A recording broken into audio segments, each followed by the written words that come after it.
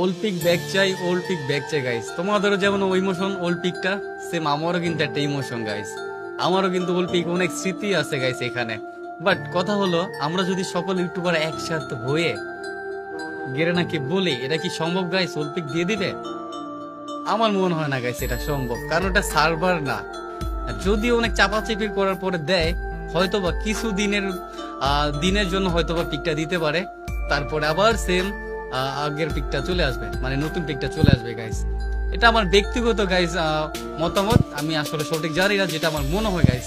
But হ্যাঁ, old peak যদি গেড়ে না দেয় গাইস, আলহামদুলিল্লাহ অনেক ভালোই হবে, কারণ ওই পিকের ভিতরে আমাদের সকলেই যারা ওল্ড প্লেয়ার আছি, সকলের কিন্তু স্মৃতি আছে গাইস।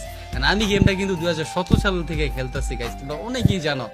সিজন 3 থেকে খেলতেছি, ভাঙ্গা বাড়িতে নামতাম, পুরা দুরা ফাইট করতাম, মরে যেতাম, মাইনাসের কোনো চিন্তা ছিল না, আবার যাইতাম। আমি কিন্তু ওর পিকে নেমে নেমে গাইস গেম প্লে শেখা হয়েছে। 1B স্কোয়াডও খেলতাম, 2B স্কোয়াডও খেলতাম, শুধু ওইখানেই মারামারি করতাম, আবার চলে আসতাম গাইস।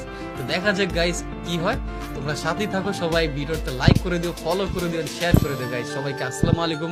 পরবর্তী ভিডিও পাওয়ার জন্য সবাই অপেক্ষা করো গাইস। টাটা।